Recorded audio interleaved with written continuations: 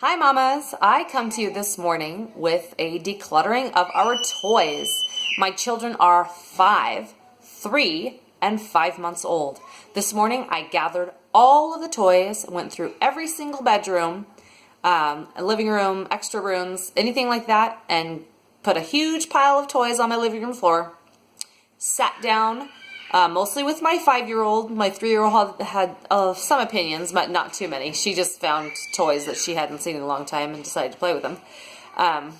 And we sat down and went through everything. And the stack that we're getting rid of is not as big as I'd hoped for, but actually we have less toys than I even thought that we did once we gathered them. Just that a lot of things have a lot of pieces, which make for a big mess. So that's why it felt like there was more. Let me go ahead and show you what we got rid of and what we are keeping. So this is basically our getting rid of pile. My son, who is 5, really enjoys puzzles. So we were able to cut back on our puzzles. So here we basically have puzzles, some logic games, more puzzles. People just don't play with these things anymore. Just some random odds and ends. These were kind of hard for me to think about getting rid of because my son, he has enjoyed them over the years. But both of them now, what they do is they get it out, they set it up one time, they knock it over, they leave it. Just a mess. And so when I talked to him about getting rid of it, he said no at first, and then I didn't try to twist his arm or anything. But he was actually okay with getting rid of them after I talked to him about it. Yeah, some stuffed animals. My daughter is really attached to stuffed animals, so I try not to get rid of really too much for her. She still has a bit left over, so this is our getting rid of pile. This over here is everything that we are keeping. So this is all of their toys.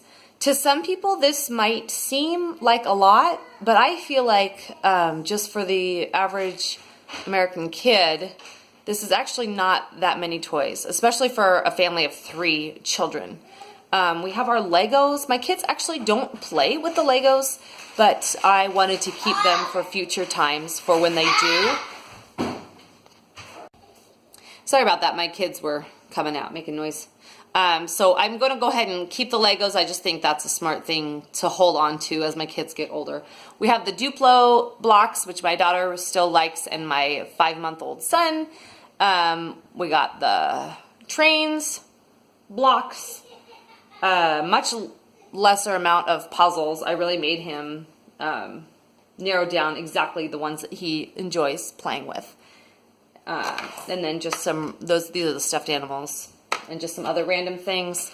Some math manipulatives that I bought. I have such a hard time getting rid of manipulative-y, kind of homeschooly stuff.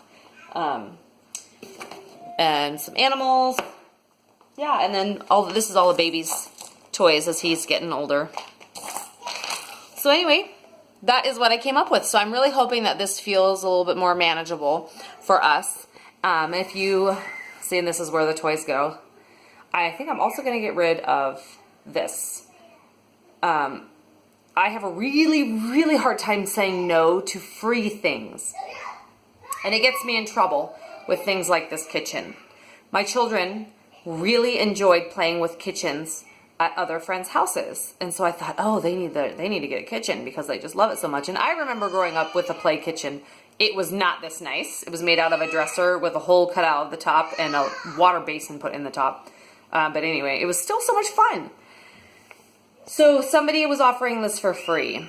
And so I took it. My kids don't play with it. And all the little food that we had, all the plastic food, it was driving me crazy. So I just got rid of it. But yet I still have the kitchen. So I think I want to free up that space and just get rid of it. And then that way they can enjoy the kitchen when they go to somebody else's house like they were before. Yeah, I really struggle with free things. I struggle with thinking that I'm depriving my kids when it comes to like alphabet puzzles or things that teach colors or shapes. You know, for some reason I think if I get rid of that shape puzzle, my kid's not going to know what a square is. It's so silly when I say that out loud. But that's true. Those are the anxieties that I go through when it comes to getting rid of toys and things around my house, especially things that seem more educational. Anyway, but it feels so much better to just let go of those things and just to unburden myself. And they're gonna learn. They're gonna learn their alphabet. They're gonna learn their numbers and their colors and their shapes, even if they don't have flashcards or a puzzle to show them those things. Anyways, yeah.